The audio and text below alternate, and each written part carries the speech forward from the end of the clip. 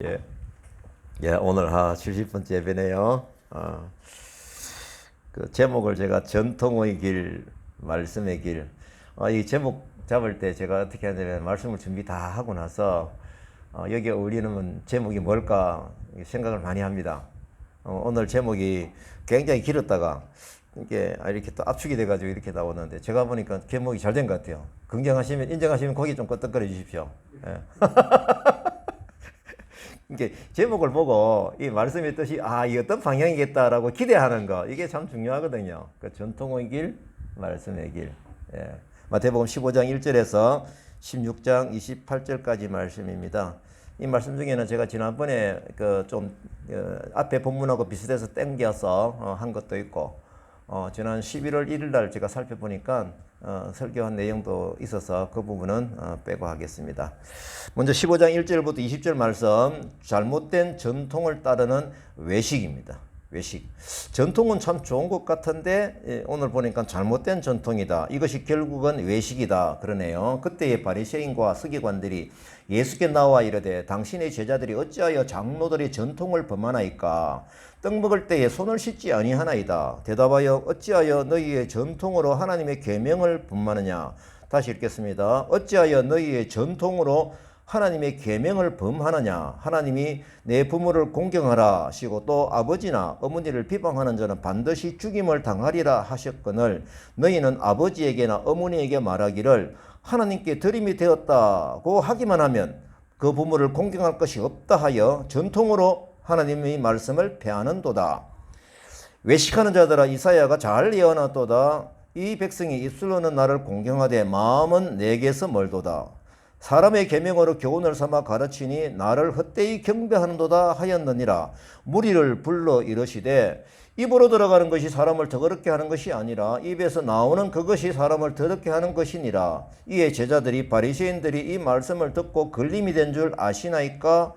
예수께서 내 하늘 아버지께서 심으시지 않은 것은 뽑힐 것이니 그들은 맹인이 되어 맹인을 인도하는 자로다. 베드로가 이 비유를 우리에게 설명하여 주옵소서. 예수께서 너희도 아직까지 깨달음이 없느냐? 다시 합니다. 예수께서 너희도 아직까지 깨달음이 없느냐? 제자들 향해서 하시는 얘기죠.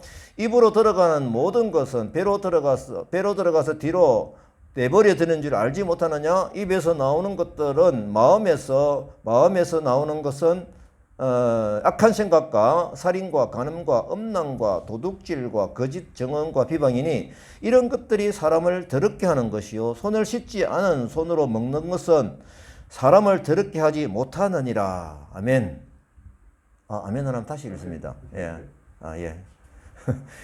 오늘 그 내용을 보게 되면은 내용 참 쉽죠.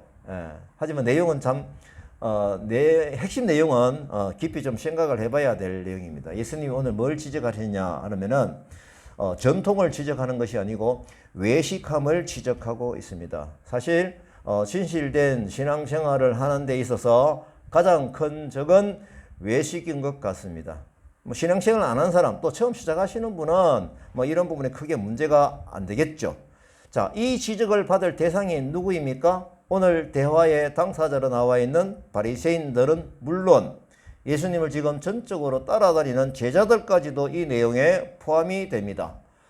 그렇다고 보면은 우리들도 이 집합에 충분히 들어갈 수 있는 상황이 되는 것이죠. 이미 신자들도 그죠? 지금 이 상황이 어떻게 보면은 매우 심각한 상황으로 보여집니다.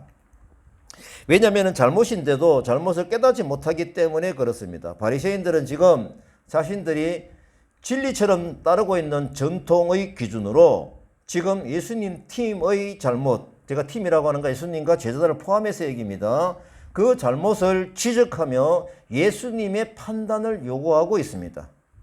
이에 예수님이 이 잘못된 전통을 지적하시죠. 이 바리새인들이 이 사례를 든 것을 보게 되면 5절, 6절 말씀입니다. 이 부분을 가지고 이제 공격을 한 것이죠. 하나님께 드림이 되었다고 하기만 하면은 그 부모를 공경할 것이 없다라고 하는 이 내용이 그들이 가지고 있는 전통입니다. 어떻게 보면은 하나님을 이해한 말씀 같기도 하죠. 하나님 우선주의 말씀 같기도 하죠. 그런데 하나님은 부모보다 더 크시고 하나님께 드리면은 부모에 대한 의무가 어떻게 된다? 면제된다라고 하는 이 내용인 것입니다. 그들이 지키고 있는 장로의 유전에서 이렇게 가르치고 있는 것이죠. 이 봉헌의 맹세는 후대로 가면서 어떻게 바뀌었느냐라고 하면은 차차차차 그 이기적인 목적으로 이용되거나 그 다음에 왜곡이 되었다라고 하는 것입니다. 다시 말씀드리면은 그 맹세한 것의 일부만 성전에 헌납을 하고 하나님에 대한 의무를 다했다라고 하면서 나머지는 어떻게 합니까? 모두 자기의 탐욕을 채우는 데 사용하면서 자기를 합리화하는 거죠. 자기 자신의 부모를 부양할 의무를 저버리는 사람들까지도 나타나게 된 것입니다. 이것은 십계명에서 말씀하신 내 부모를 공경하라 라고 하는 말씀에 정면으로 입에되는 것이었습니다. 예수님은 이 사례를 가지고 지적을 하는 것이죠. 바리새인들은 이 전통을 만들어서 이 전통을 세워가면서 사실상 하나님의 말씀을 폐한 엄청난 실수를 저지른 것이다 라고 하는 것이 예수님의 오늘 지적인 것입니다. 즉 조상의 기준을 절대시하고 우선순위로 지키는 것은 결국은 하나님 말씀에서 어긋나는 일일 뿐 아니라 적극적으로 하나님이 말씀하신 그 원래의 뜻을 말살시키는 악행이 된다라는 심각한 상황까지 커졌다라고 하는 것입니다. 예수님의 제자들도 사실은 이 전통에 익숙해져 있었던 것 같아요. 말씀의 본질, 하나님이 뜻하고는 상관없는 생각과 행동을 하고 있는 것 같습니다. 심지어 예수님을 따라다니는 제자들이 이렇게 깨닫지 못했다고 하면은 이 외식함에 대해서는 우리에게도 아주 가까이에 있는 경계해야 될 부분인 것을 우리는 깨달아야 할 것 같습니다. 우리 지금 성도들이 믿음 생활하는 사람들 보면은 잘 하고 있는 것 같죠? 잘못된 전통이 뭔지, 이것이 외식인지 뭔지 인지를 못할 수 있다라고 하는 것입니다. 그래서 이 부분을 깊이 생각하면서 우리는 그 본질을 왜곡시켰던 그 잘못된 전통을 적극적으로 찾아내어서 하나님 말씀의 본질로 들어가야 된다라고 하는 것입니다. 하나님의 뜻하고는 상관없는 전통의 굴레, 이것에서 우리가 벗어나야 하기 때문입니다. 이것은 쉽게 파악하기가 어렵습니다. 지금 유대인들을 이해하는 입장에서 이 말씀을 살펴보십시다. 그들이 대를 이어 살아오면서 오랫동안 지켜온 뭡니까? 가르침이 있었죠. 아버지에서 쭉 내려오던 가르침이 있지 않습니까? 그것이 습관이 되고 전통이 되고 그랬던 것입니다. 이것이 나쁜 내용인지 아닌지는 분석이 안 됐어요. 어떻게 보면 하나님을 이해한 것 같으니까 그냥 그대로 넘어간 것이죠. 다시 말하면 부모님 세대를 통해서 배워온 종교 매뉴얼인 것입니다. 그런데 이것이 왜 문제가 되느냐라고 하면은 그 유전을 하나님의 계명과 같은 수준으로 아니면 그 이상으로 지키고 있기 때문에 문제가 된다라고 하는 것입니다. 그래서 하나님 말씀보다도 이 유전에 더 집중하여 지키고 거기에 대해서 지적을 하는 모습이 오늘 이 바리새인들이 지적한 바로 그 모습인 것입니다. 이런 시각으로 우리의 현실 문제를 들어봐 보십시다. 전통은 나름대로 이쁜 모습이죠. 그 잘못을 밝혀내기가 상당히 어렵습니다. 하나님 말씀의 시각에서 영적으로 깨어있는 지도자가 이 부분을 채굴해내어야 한다라고. 제가 채굴이라는 단어를 선택하다 보니까 비트코인에 대한 그 물에다 채굴이라는 것을 많이 쓰잖아요. 결국은 저는 비트코인도 탐욕을 채굴한다라고 저는 그렇게 해석을 합니다. 그러면은 이 채굴, 어떻게 보면은 하나님의 원뜻을 우리가 바로 잡아내서 그것을 하나님의 말씀대로 지키고자 하는 그런 삶으로 가야 되지 않겠느냐라고 하는 것입니다.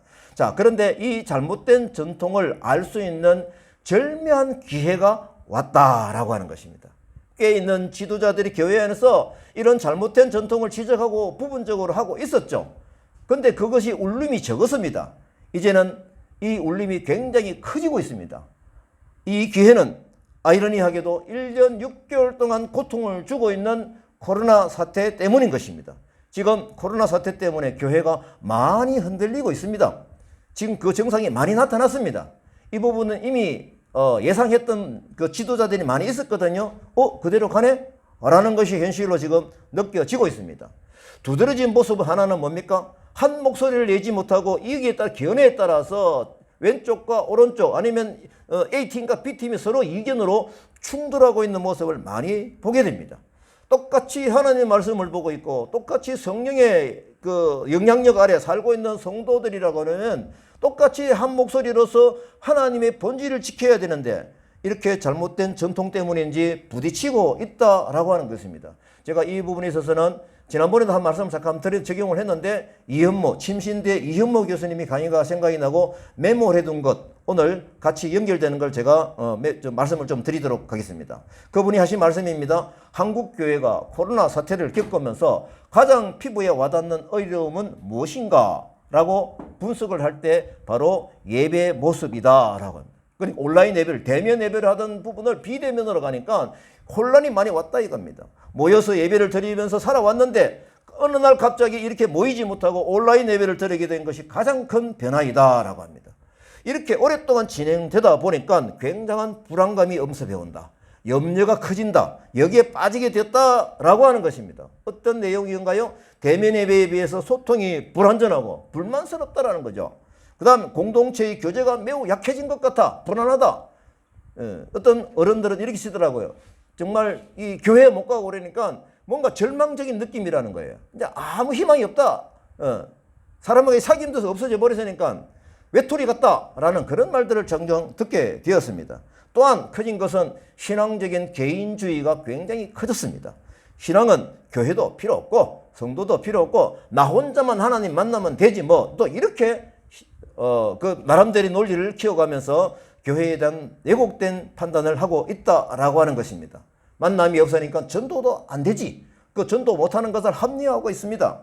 그래서 나온 신앙적인 평가는 요즘 교회가 주님 중심이 아닌 것 같다라고 이현모 교수님이 그렇게 분석을 했습니다. 말로는 주님을 중심에 두고 있다 하면서 알게 모르게 어느 시에 한국 교회는 교회 장소가 굉장히 중요했고 그 다음에 건물, 인테리어, 예배 공간, 그리고 목회자와의 만남, 그리고 인간관계 이런 것들이 자기도 모르게 신앙의 중심에 들어가 있었다라는 것입니다. 물론 교회 건물 이런 만남 나쁘다는 얘기가 아니죠. 좋죠. 예, 필요한 부분입니다. 인테리어 필요한 부분이죠. 하지만 신앙의 본질을 흐트릴 만큼 거기에 집중하는 잘못이 있다라고 하는 것입니다. 신앙의 본질을 약화시키기 때문에 위험하다는 것이죠. 우리가 하나님과의 만남이라는 신앙의 본질 이 부분을 놓치고 있구나라는 것입니다. 이 잘못된 껍데기가 신앙의 전통인 양 지켜져 왔는데 감사하게도 이 전통을 코로나가 박살을 내주고 있다라고 이현모 교수님이 그렇게 분석을 하세요. 우리가 공예배를 약화하거나 제한을 받는다고 해서 하나님과의 대면이 약화되는 것은 아니지 않습니까? 얼마든지 하나님은 무소부재하신 하나님을 우리는 언제든지 만날 수 있지 않습니까? 시간을 다르게 정해서 큐티 타임을 가지고 경건의 시간을 가지면서 주님과 깊숙이 예배 드릴 수 있고 만날 수 있죠. 각자가 이전과 다르게 성경을 깊숙이 읽을 수 있는 기회가 온 것입니다. 내 주변 사람들과 조금씩 작은 기도 모임을 해나갈 수가 있는 것이죠. 두세 사람이 모여서 나눌 수 있다라고 하는 것입니다. 하나님과의 만남이라는 시간의 본질을 오히려 회복할 수 있는 그 기회가 왔다라고 분석을 이현모 교수님이 하시더라고요. 감사한 것은 알게 모르게 우리를 껍데기로 씌워진 핵심적이지 않은 전통을 이 코로나가 박살을 내주고 있다. 그렇게 평가를 하는 것이죠. 이 제한된 환경에서 한숨만 쉬고 계시지 마시고 없어진 전통을 들여다보고만 계시지 마시고 신앙의 본질을 회복시키는 기회로 삼아야 될지 모른다라고 해서 그분이 얘기한 것을 제가 옮깁니다. 여러분은 코로나 사태를 지나면서 뭔가 새로워진 신앙의 패턴이 있습니까? 새로워진 신앙의 패턴이 있습니까? 아니면 좀 퇴보한 것 같습니까? 어떻습니까? 제가 이 시간만 이 예배 시간이면 좀 서로 나눔을 좀 하겠는데 나중에 우리가 나눔할 때 이 얘기를 좀 해보도록 하십시다. 저는 코로나 사태 때문에 개인적으로 굉장히 좋은 것을 알게 되었습니다. 이 줌이라는 기능을 가지고 적용하는 것이죠. 큰 수확입니다. 수준 높은 강의를 제가 안방에서 듣습니다. 옛날에는 그 서울까지 경기도까지 가야 됐습니다. 또 외국인 분들이 또 한국에서 수준 높은 강의를 줌으로 다 들어요. 너무나도 놀라운 일이죠. 그 줌을 통해서 강의를 들으면서 많은 전문가들을 제가 그 줌을 통해서 만나게 되었습니다. 지금까지는 교회 안에서의 분들과만 소통을 주로 하고 있었고 이분들과 만나야 되는 일들만 만난 거예요. 과거에는 교회 안에서 주로 만나게 되는 만났는데 이제는 전국에 있는 동력할 수 있는 전문가들을 만날 수 있는 그 장이 줌을 통해서 열렸고 카톡을 통해서 열려 있다라는 것을 확인을 했습니다. 이것이 동력 네트워크의 힘으로 지금 저는 저장을 하고 있는 것입니다. 이런 새로운 만남의 장이 열린 것이죠. 그리고 하나님과의 개인적인 만남이 방법이 깊어지고 있습니다. 골방에서의 기도가 자연스럽게 이어지고 있죠. 두세 사람과의 만남으로 서로와의 대화가 깊어집니다. 그리고 줌을 통해서 새벽 기도를 하고 있습니다. 그렇게 되니까 각자의 처소에서 서로 묵상 나눔을 하면서 굉장히 유익한 시간이 되더라고요. 또 기도회를 오프라인으로 또 온라인으로 같이 동시에 열어서 멀리 있지만은 신앙의 공감대를 가지고 같이 하나님을 묵상을 나누고 할 수 있는 그런 장이 새롭게 열리더라고요. 더구나 지금 우리 주일 예배도 실시간 이게 줌으로 해가지고 멀리 떨어지는 자녀들도 이게 들어오게 해야 되고, 오늘 비플롭 전화를 해보니까 일터에 있다고 그러나요? 일하기 못 들어왔지만은 비플롭도 같이 경주에서 이 예배에 참석을 하는 것입니다. 다시 말하면 공간의 제한을 받지 아니하고 신앙의 성장을 이루어 나갈 수 있는 그런 영적인 교감이 이루어지고 있는 요즘 때인 것을 확인을 하는 것입니다. 제가 아는 중국 선교사님은 각 지역마다 교회를 개척하여서 소그룹 교회를 개척하는 것이 비전이었습니다. 그분이 오랫동안 중국에서 이렇게 해서 많은 소그룹을 가정교회로 만들었죠. 그리고 거기에 지도자들을 계속 만나가지고 또한 2년간입니까? 신학교를, 아파트를 빌려가지고 기간을 정하고 그들이 집중적으로 교육을 하고 있었죠. 이 코로나 사태가 터지니까 중국에서 가가호 이게 뭡니까? 그 점검을 하고 있으니까 이게 이제 노출이 돼버리니까 위험하죠. 그래서 자발적으로 기구를 해서 한국에서 할 수 있는 일이 무엇입니까? 오히려 줌을 통해서 중국에 있는 그들과, 줌이 아니고 구글 미트입니다. 구글 미트를 통해서 그들이 그들과 같이 신학 공부를 아무 어려움 없이 진행되고 있다. 오히려 더 바쁩니다. 라는 얘기를 제가 듣게 되었던 것입니다. 다문화 카페 교회도 앞으로 계획이 있습니다. 이 줌과 카톡과 이 핸드폰이 연결되어 있다 보니까 여기서 생각되어지는 응용이 굉장히 많은 거예요. 생각할 수 있는 기회가 온 것입니다. 그래서 저는 각 나라 언어로서 예배를 어떻게 해야 될까요? 지금 현재 제 마음에는 제가 네트워크로서 만나게 되니까 어떤 분들을 만나게 되느냐, 우즈베키스탄 예배, 베트남 예배, 그 다음에 또 뭡니까 중국 예배도 있을 수 있지, 중국만 하는 예배, 그런 분들을 또 많이 알게 되는 거예요. 그러면은 그들이 예배 시간에 줌으로 열어서 한두 사람이라도 여기서 같이 만나가지고 캄보디아 사람 캄보디아 영상을 틀고, 그래서 관계를 이게 뭡니까 대면으로는 같이 관계를 맺으면서 예배는 온라인으로 해가지고 보게 되면 그 나라 말로 강의를 설교를 들을 수 있는 것 아니겠습니까? 이런 부분이 지금 자꾸 아이디어로 생각이 나는 거예요. 마치 핸드폰이 손에 쥐어져 있으니 수많은 앱들을 깔게 돼가지고 많은 것을 사용할 수 있는 그 응용이 생긴 것처럼 말입니다. 이현모 교수님이 몇 시 전 코로나가 알게 모르게 우리에게 잘못되어져 있는 어떤 잘못된 전통을 깰 수 있는 기회가 왔다라고 하는 것입니다. 이 제한된 환경에서 한숨만 쉬지 말고 없어진 전통을 들여다보고만 있지 말고 신앙의 본질을 회복하는 그 기회로 삼아야 할 것입니다. 아멘입니까? 예. 외식적인 믿음 생활, 이 부분을 본질로 들어올 수 있도록 다듬어져야겠다라고 하는 것입니다. 이제 예수님 말씀을 봅니다. 이제 바리새인들과 일어난 일들에 대해서 직접적으로 지적을 하시는 설교가 나옵니다. 15장 7절입니다. 무슨 말씀입니까? 외식하는 자들아, 이 누구에게 하는 얘기입니까? 지금 바리새인들이 전통을 내세우면서 공격을 한 그들을 향해서 하는 얘기죠. 이사야가 너희에게 관하여 잘 예언하였도다. 와, 깜짝이죠. 이 정상이 언제부터? 이사야 BC 700년 때, 저는 700년 전에 이런 이사야도 충분히 이 부분을 갖다가 예언을 하였다라고 하는 것이죠. 예수님께서 바리새인과 서기관들을 가리켜 위선자라고 불렸던 첫 번째 기록이랍니다. 제가 살펴보니까요. 외식하는 자는 뭡니까? 자기의 본 모습과 겉모습이 다른 위선자라는 의미이죠. 당시 유대인들의 신앙은 상당히 형식주의로 흘러갔습니다. 이들은 하나님께 대한 열심은 있는 것 같으나 대개 선조들의 유전이나 인습에 의해서 맹목적으로 순응하고 있습니다. 종교적인 의무를 완성하는 것이 최선의 삶인 것처럼 착각하는 자들이었다라고 하는 것입니다. 제가 이 말씀을 전하면서 제가 요즘 꾸란을 믿고 있는 그 무슬림 이런 어떤 강의를 제가 많이 듣게 되거든요. 그 사람들이 보니까 그런 환경에서 자라봤어요. 거기에 눌려가지고 그것만 쳐다보고 있어요. 다시 말하면 꾸란을 성경을 읽지도 안 하고 내용도 잘 모르면서 위에 아버지들이 처한 어떤 종교적인 전통으로서 그들을 굴레를 만들고 있는 것을 제가 많이 확인을 하게 되었습니다. 자, 예수님께서는 이 부분을 외식이며 위선이라고 하는데 이 외식이 표면적으로 드러나게 된 배경이 무엇입니까? 쇠법을 주시는 예수님 팀에게 유대인의 유전의 법으로 시비를 걸어봤기 때문에 이 일이 일어난 것이죠. 부딪힌 것이죠. 그들은 자신의 외식에 대해서 의식하지 못하고 있거나 자신의 행위가 외식인 줄을 또 알면서 자신들이 어떤 기득권 수호, 이기적인 목적, 종교적인 행사, 규례 이런 것을 이유로 해가지고 예수님 팀을 3년 내내 이것뿐만 아닙니다. 3년 내내 공격을 하게 됩니다. 예수님의 이 외식을 인한 문제점을 이사야가 예언한 부분을 살펴봅니다.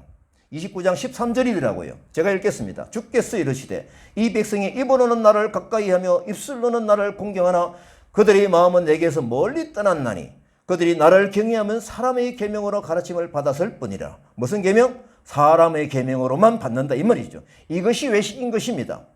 전통이죠. 외식하는 자의 특징은 무엇입니까? 8절 9절 말씀입니다. 이 백성이 입술로는 나를 공경하되 마음은 내게서 멀도다. 그건 이사야 말씀 그거잖아요. 사람의 계명으로 교훈을 삼아서 가르치고 나를 헛되이 경배하는도다 하였느니라 하시고. 이게 무슨 뜻입니까? 사람이 보는 앞에서만 하나님을 섬기는 채 하는 간교한 위선이라고 하는 것입니다. 진정한 회개와 사랑이 없이 율법적인 문자의 규정만을 가지고 마치 자신들이 최고의 의인인 것처럼 형식적인 위선에 사로잡혀 있는 그들 바리새인들인 것입니다. 근본적인 배경이 삐뚤어져 있는 것이죠. 하나님의 사랑의 계명을 가르치는 것이 아니라 어떤 계명? 사람의 계명을 가르치고 교훈을 삼고 있었다라고 하는 것입니다. 사람의 계명은 인본주의적인 발상에 따라 하나님을 따라가게 합니다. 인본주의적인 신앙의 굴레를 만든 것이죠. 어떻게 보면 하나님을 헛되이 경배하게 되는 그 결과가 가져왔다라고 하는 것입니다. 이제 예수님은 이 자세를 바르게 고쳐주십니다. 몇 절입니까? 10절에서 20절 말씀입니다. 먼저 10절 11절 말씀을 보겠습니다. 무리를 불러 이르시되 듣고 깨달아라. 이제는 자세를 수정해 줍니다.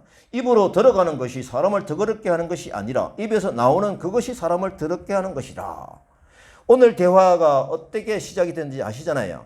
예수님의 지금 제자들의 잘못을 바리새인들을 자신들이 진리처럼 따르고 있는 전통을 지금 지적을 하고 있으신 거죠. 또 예수님의 제자들의 잘못을 지적합니다. 말로서 예수님 팀을 선지로서 했으니까 그들이 그것이 더럽다라고 평가를 받는 것입니다. 제자가 어떤 얘기를 합니까? 12절입니다. 바리새인들이 이 말씀을 듣고 걸림이 된 줄 아시나이까? 이게 무슨 뜻입니까? 예수님이 이렇게 말씀하시니까 바리새인들이 마음속에서 굉장히 거북한 것이에요. 그러니까 베드로가 그것을 들었는데 눈치를 챘죠. 그래가지고 예수님께 건의를 합니다. 이게 뭡니까? 예수님 좀 잘못 말씀하신 것 같습니다. 라고 하는 이런 뜻이 여기에 포함이 된 것이죠. 싫어하는데요. 이거예요. 예수님이 이렇게 그들이 알아듣도록 말씀을 했는데 잘못 알아들으니까 다시 한 번 더 제자들에게도 꾸중을 하고 있는 것입니다. 13절입니다. 예수께서 대답하여 이르시되 심은 것마다 내 하늘 아버지께서 심으시지 않은 것은 뽑힐 것이다. 즉 하나님의 방법으로 회복되지 않은 사람은 최종적으로 파멸을 당할 것이라는 것을 말씀하시고 있습니다. 14절입니다. 그냥 두어라. 그들은 맹인이 되어 맹인을 인도하는 자로다. 세상의 어둠을 밝히러 오신 빛 대신 예수 그리스도를 참 메시아로 알지 못하고 그들이 대적하는 사람들은 영적인 맹인인 것입니다. 모르니까 안 보이니까 공격을 하는 것이죠. 그들이 백성을 가르치는 교사고 사실은 지도자의 자리에 있기 때문에 더욱더 예수님은 안타까이 한탄하면서 그들을 지적하고 있는 것입니다. 영생의 삶으로 인도하시는 예수님만이 그리고 예수님의 말씀을 전하는 자만이 안전한 인도자인 것입니다. 자, 이제 베드로가 아까 말씀드린 대로 이게 소화가 잘 안 되는 거예요. 잘 깨닫지 못하는 겁니다. 15절부터 20절입니다. 15절에 보니까 베드로가 뭐라고 합니까? 이 비유를 우리에게 설명하여 주옵소서. 아직 잘 못 깨닫겠다 이거죠. 좀 단디 알게 주십시오. 이렇게 부탁을 하는 것이죠. 16절부터 나옵니다. 예수께서 아직도 너희가 깨닫지 못하느냐 이 지적을 하고 계시죠. 입으로 들어가는 모든 것은 배로 들어가 뒤로 내버려 두는지 알지 못하느냐? 입에서 나오는 것들은 마음에서 나오는 것은 악한 생각과 살인과 간음과 음란과 도적질과 거짓증언과 비방이니 이런 것들이 사람을 더럽게 하는 것이요 씻지 않은 손으로 먹는 것은 사람을 더럽게 하지 못한다라고 합니다. 이 베드로의 질문 때문에 깨닫지 못한 그것을 아시고 예수님은 이렇게 또 제자들에게도 정확하게 가르쳐 주고 계시는 겁니다. 제가 이 말씀을 메모를 하다가 이 코로나 사태가 좀 이게 그냥 타치만 해주시고 예를 들어서 한 몇 개월만 하시고 좀 진행했으면 좋겠는데 이게요 보면 1년 6개월 동안 진행했는데 아직까지도 없어질 기미가 안 보여요. 뭐 델타? 예, 델타 바이러스 변형이 또 막 생겨가지고 전파력이 강하다고 굉장히 어려운 얘기가 또 나오고 있습니다.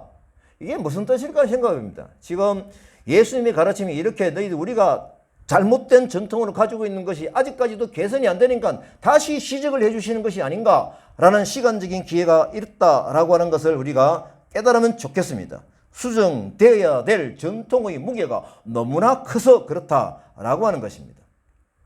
자, 이제 15장 21절부터 쭉 나오는 것은 제가 지난번에 설교를 말씀을 드렸고요. 가난한 여자의 믿음이었습니다. 그 다음 16절 13절부터 23절 말씀을 보도록 하겠습니다. 13절 예수께서 빌립보 가이사라 지방에 이르러 제자들에게 물으시되 사람들이 인자를 누구라 하느냐 이르되 들으는 세례 요한 들으는 엘리야 어떤 이는 에레미야나 선지자 중에 하나이다. 이르시되 너희는 나를 누구라 하느냐 시몬 베드로가 주는 그리스도시요 살아계신 하나님의 아들이시니이다. 바요나 시몬아 내가 복이 있도다 이를 내게 알게 한 이는 혈육이 아니요 하나님에 계신 내 아버지시니라. 내가 너에게 이르노니 너는 베드로라. 내가 이 반석 위에 이 내 교회를 세우리니 음부의 권세가 이기지 못하리라. 내가 천국 열쇠를 내게 주리니 너가 땅에서 무엇이든지 매면 하늘에서도 매일 것이요 내가 땅에서 무엇인지 풀면 하늘에서도 풀리리라. 이때로부터 예수 그리스도께서 자기가 예루살렘에 올라가 장로들과 대제사장들과 서기관들에게 많은 고난을 받고 죽임을 당하고 제3일에 살아나야 할 것을 제자들에게 비로소 나타내시니 베드로가 주여 그리 마옵소서 예수께서 사탄아 내 뒤로 물러가라 너는 나를 넘어지게 하는 자로다 너가 하나님의 일을 생각하지 아니하고 도리어 사람의 일을 생각하는도다 하시고 이 말씀입니다. 이 말씀은 제가 이 성경 읽어진의 교환을 보니까 이 시점이 아주 특별한 시간으로 다루고 있습니다. 세 번째 유월절 이후에 초막절이 가까우는 때 다시 말하면 십자가 지식이 약 한 6개월 전입니다. 그러니까 3년 공생애 중에서 남아있는 6개월 전 갈릴리 지역에서 가이사라 빌립보에서 지금 제자들하고 특별한 모임이다. 이렇게 전제를 하고 있습니다. 그럼 요즘 언어로는 뭡니까? 하나의 MT다. 이렇게 생각을 하시면 됩니다. 이제 본격적으로 제자들에게 예수님 자신을 본질을 알려주시는 특별한 시간인 것입니다. 장소가 어디입니까? 가이사라 빌립보입니다. 한번 그 가이사라 빌립보 저희들이 또 여행을 한번 이스라엘 한번 가가지고 가봤는데요. 이게 물이 많고 참 좋아요. 예. 갈릴리 호수 북방 한 40km 지점이라고 하네요. 헬몬산 그 이스라엘 무리들이 다 내려오가지고 여기에 모여서 어디로 내려가냐면은 갈릴리 호수로 내려가는 것입니다. 수원지죠. 참 조용한 마을입니다. 이곳 주민들은 결국은 어떤 사람들이냐 자연 환경은 참 좋은데 이방인을 우상으로 숭배하는 자들이 굉장히 많다. 그 배경은 뭐냐? 헤롯이 가이사 아구스도의 아부하기 위해서 이곳에 황제의 신전을 건립해 놓았다고 해요. 그래서 이 우상의 땅에서 이제는 예수님이 제자들에게 당신이 대한 바른 신앙 고백을 요구하셨다라고 하는 것이 이 시점이다라고 하는 것입니다. 자, 이때 제자들은 매우 중요한 내용을 듣게 됩니다. 이 내용이 뭐냐라고 하면은 십자가 사건으로 이어지는 그 내용인 것이죠. 자, 봅니다. 예수님께서는 지금 예루살렘으로 곧 이동을 하실 겁니다. 그 직전에 이 모임이 이루어진 것이죠. 그러면 중대 발표를 하시는 거예요. 오늘 중대 발표입니다. 어떤 발표였습니까? 제가 아까 한 번 더 읽었는데요. 예수님의 죽으심과 사흘 만에 살아나시는 이 부분의 메시지를 비로소 그들에게 나타내셨다라고 하는 것입니다. 다시 말하면은 이때에 예수님은 작정을 하시고 특별한 교육을 하고 계신 것입니다. 이 상황에서 다룰 수밖에 없는 주제 뭘까요? 바로 그것은 사복음서를 보면서 성경 전체를 보면서 예수 그는 누구인가 라는 어떤 그 상황을 알아야 되는 중요한 기점을 가지고 있는 이 말씀인 것입니다. 하나의 변곡점 상황이 된 것이죠. 예수님을 만나게 되는 많은 사람들이 풀어야 될 근본적인 숙제가 오늘 말씀에 있는 것입니다. 6개월이 남은 시점에서 예수님께서 제자들에게만 이렇게 불쑥 질문을 던지면서 사람들이 인자를 누구라 하느냐 의도적인 질문이죠. 이 의도된 질문에서 그 사람들이 세상 사람들이 반응을 먼저 얘기합니다. 들으는 세례 요한, 들으는 엘리야. 예레미야 중 선지자 중에 하나이다 라고 얘기를 보고를 합니다. 그러면은 너희는 나를 누구라 하느냐? 우리의 신앙에서도 딴 사람들이 보는 객관적인 판단이 중요한 것이 아니고 바로 내가 바로 바른 듯한 신앙의 자리에서 어떤 고백을 하느냐, 예수님은 그걸 바라보고 계십니다. 그렇게 하니까 베드로의 신앙 고백이 나옵니다. 주는 그리스도요 시요 살아계신 하나님의 아들입니다. 이 굉장히 유명한 말씀이 여기에 답변으로 나온 것이죠. 이것은 사실상 뭡니까? 우리의 기독론이 되는 것입니다. 베드로의 신앙 고백을 들으시고 나서 이 예수님은 어떤 말씀을 하십니까? 18절 19절이죠. 내가 이 반석 위에 내 교회를 세우리니 엄보의 근세가 이기지 못하리라. 이 모든 믿음의 고백에 의해 교회를 세우겠다라고 하는 것이죠. 천국의 열쇠를 너에게 주리니 내가 땅에서 무엇인지 매면 하늘에서도 매일 것이요 내가 땅에서 무엇이 풀면 하늘에서도 풀리리라. 이것이 바로 교회론인 것입니다. 그래서 하늘의 한 뜻이 하늘에서 이루어진 것처럼 땅에서 이루어지기 위해서 우리가 기도를 하는데 교회가 기도하는 방향은 바로 이 방향이어야 된다라고 하는 것입니다. 땅에서 매면 하늘에서도 매이고 땅에서 풀면 하늘에서도 풀리리라고 하는 이 약속의 말씀이 바로 우리 교회들에게 주신 중보 기도의 방법인 것입니다. 이 믿음의 고백을 배경으로 하여 이때부터 예수님께서는 자기가 예루살렘에 올라가서 장로들과 대제사장, 서기관들에게 많은 고난을 받고 죽임을 당하고 3일에 살아나야 할 것을 제자들에게 비로소 나타내신 것이죠. 이 날은 하나님의 거룩한 계획이 선포되는 날입니다. 예수님이 십자가에 죽으신 바로 D-Day 선포식인 것이죠. 저는 보통 우리가 그죠? 수능 100일 전 이렇게 D-Day를 쓰잖아요. 저는 예수님 십자가에 죽으신 D-Day는 6개월 전부터 카운트다운을 하고 계시구나 라는 것을 개인적으로 깨닫습니다. 오병이어 때는 은유적으로 말씀을 하셨지만은 여기서는 제자들에게 직접 본문으로 바로 말씀을 하십니다. 예수님은 뭡니까? 나는 죽을 것이다 라고 하면서 베드로가 어떻습니까? 어떤 답변을 합니까? 예수님을 붙들고 항변합니다. 주여 그리 마옵소서. 예수님 답변이 뭡니까? 사탄아 물러가라. 네가 하나님의 일을 생각하지 않고 사람의 일을 생각한다. 심각한 꾸중을 듣게 되는 것이죠. 금방 주는 그리스도시여 살아계신 하나님의 아들입니다라는 고백 때문에 시몬아 네가 복이 있다라고 칭찬을 들었던 베드로인데 그 장소에서 이렇게 답변함으로써 어떻습니까? 사탄아 물러가라. 사탄의 생각에 지배를 당해 버렸다라고 하는 사탄의 생각은 무엇입니까? 하나님의 일을 생각하지 않고 사람의 일을 먼저 생각하는 것이 바로 사탄이 하는 방법이죠. 그것이 바로 오늘 처음부터 말씀드렸던 잘못된 사람의 전통이다라고 하는 것입니다. 제가 이 말씀을 하면서 이제 아침에 말씀을 정리를 하다가 오늘 아침 이제 말씀을 사실은 이제 묵상을 하면서 김병철 형제하고 이제 인터넷으로 하게 됐죠. 하게 되면서 이제 서로 나누는 하는데 어제 사실은 어떤 일이 있었냐면은요. 캄보디아 친구를 이제 길에서 만난 거예요. 식당에서 만나가지고 이 친구들을 지금 이제 연결을 시킨 거예요, 저하고. 예. 그래가지고 너무 기분이 좋은 거예요. 그러니까 이 친구들은 이제 잠자리도 구하고 하니까 그러면 자기가 사는 집에 같이 살아가면서 여기서 같은 캄보디아 교회를 하고 막 우리가 이런 상상을 다 한 거예요. 근데 이제 오늘 아침에 이제 묵상을 하면서 뭐라고 하냐면 얼굴색이 안 좋아요. 왜냐면 이 친구들이 보니까 여기에 수산에 있는 애들이 아니고 부산에 있는 친구들인 거예요. 그럼 갈래들인 거예요. 그것을 알게 되니까 이 김백철 형제가 너무 힘이 빠져버린 거예요. 그래 힘이 빠져가지고 에이 하고 막 그냥 얼굴 표정이 너무 안 좋더라고요. 그래 이 친구들이 그러면 오늘은 마지막 기회다 싶어가지고 어제 닭가에서 같이 밥을 먹으면서 제가 복음을 전할 얘기를 꺼내니까 이 친구들이 다음 주에 또 온대요. 그 다음 주에 제가 지금은 좀 피곤하고 그래서 다음 주에 말씀을 듣겠습니다라고 약속을 하고 갔습니다. 근데 그 친구 김병철 형제가 뭐라고 얘기를 하냐면은 내가 너무 내 입장을 너무 나를 드러내기 위해서 일을 많이 한 것 같다. 그런 개인적으로 실망을 해가지고 푹 꺼져버린 거예요. 저는 크게 문제가 안 됐는데 결국은 김병철 형제가 앞으로 내가 이것을 조심해야 되는구나. 남에게 뭔가 막 내세우기 위해서 내가 좋은 결과를 만들었다라고 하는 것 때문에 했다가 그냥 없어져 버린 거예요. 이제 부산 애들이니까 만들 수가 없잖아요. 그러다가 아침에 또 이태석 신부님에 대한 영상을 우리 아내가 또 올려주니까 그걸 보고 문자가 왔어요.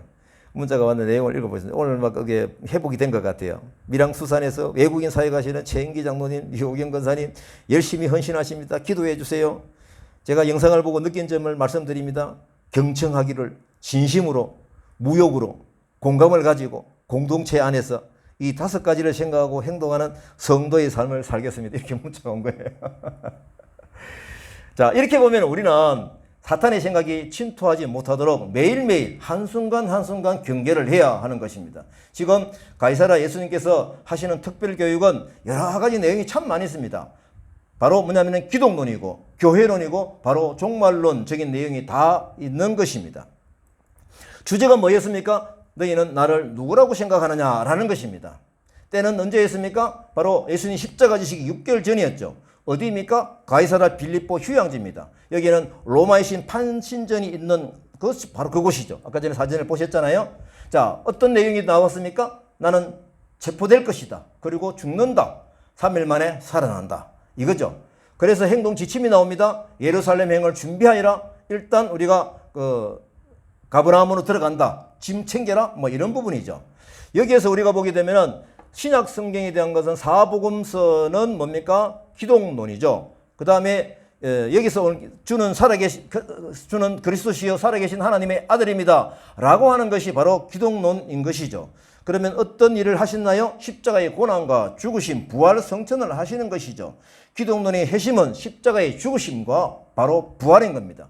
그래서 이 바탕 위에 믿음의 고백 위에 뭘 세우신다? 교회를 세우시는 것이죠. 교회는 신약 성경에서 어디입니까? 사도행전과 모든 서신서가 여기에 해당이 되는 것이죠. 앞으로 일어날 일들입니다. 이 예수님이 제자들이 이제는 교회를 개척한 복음을 전해가면서 교회를 개척하는 일들이 일어나게 되는 것이죠. 바로 믿음의 고백 위에 세우겠다라고 하는 것이었습니다. 그 다음 27절 28절 말씀을 봅니다. 인자가 아버지의 영광으로 그 천사들과 함께 오리니 그때 각 사람이 행한 대로 갚으시랴. 이 무슨 이미지입니까? 심판의 이미지죠. 28절입니다. 여기 서 있는 사람 중에 죽기 전에 인자가 그 왕권을 가지고 오는 것을 볼 자도 있느니라. 인자가 아버지의 영광으로 그 천사들과 함께 온다라고 여기서 말씀하시는 것은 오게 될 천사는 누구입니까? 어떤 역할입니까? 종말의 추수 때에 심판의 대행자로서 수정을 들 바로 그 천사들인 것입니다. 어떤 내용입니까? 그들이 그때에 각 사람들이 행한 대로 갚으리라. 예수님이 심판의 내용 구체적인 방법입니다. 각 개인에게 주어진 직임과 일든 온전히 수행을 했는지를 예수님은 체크를 하시겠다라고 하는 겁니다. 각자가 행한 일, 활동 이런 부분들을 심판하신다는 뜻이죠. 구원은 전적으로 하나님의 은혜로 우리가 받습니다. 에베소서 2장 8절 말씀이죠. 너희는 그 은혜를 인하여 믿음으로 말미암아 구원을 받았나니 이것이 너희에게서 난 것이 아니 하나님의 선물이라. 이 선물 은혜를 저희들이 받음에도 불구하고 결국은 각 개인의 종말에 있어서 하나님께서는 살아온 삶을 평가하신다라고 하는 것입니다. 다시 말하면 예수님께서는 형벌과 더불어 행위에 따른 적절한 상급을 주실 것입니다. 각 사람이 헌신한 만큼 주어지는 차등적인 조건의 상급을 말씀하고 계신 것이죠. 고린도전서 3장 8절이 이에 대한 말씀입니다. 심는 이와 물 주는 이가 한 가지이나 각각 자기가 일한 대로 자기의 상을 받으리라. 디모데후서 4장 6절 8절 말씀입니다. 전제와 같이 내가 벌써 부어지고 나의 떠날 날의 시간이 가까웠도다. 나는 선한 싸움을 싸우고 나의 달려갈 길을 마치고 믿음을 지켰으니 이제 후로는 예수님의 심판 때에는 나를 위하여 의의 면류관이 예비되었으므로 주 곧 의로우신 재판장이 그날에 내게 주실 것이며 내게만 아니라 주의 나타나심을 사모하는 모든 자에게도이니라. 우리에게도 이 부분이 같이 열려 있는 것입니다. 결국은 27절 28절 말씀은 하나님의 왕권 이 땅에서 보게 되는 그것을 반드시 분명하게 보게 될 것이라는 예언의 말씀입니다. 하나님이 주신 말씀은 예수님이 주신 말씀은 반드시 그대로 이루어집니다. 아멘입니까? 예, 오늘 이 종말론적인 메시지도 우리가 새겨 들으면서 잘못된 전통을 우리가 어떻게 벗어나야 할지 말씀의 본질에 어떻게 들어가야 할지 예수님의 이 가르침을 반듯하게 배워서 실천하며 살아가는 삶 되시길 바랍니다. 천국에 쌓이는 그 상급을 생각하면서 이 땅에서 붙여주신 가난한 자, 나그네 된 자에게 복음을 전하는 삶을 살기를 바랍니다. 같이 가십시다. 하나님 나라는 반드시 승리합니다. 아멘.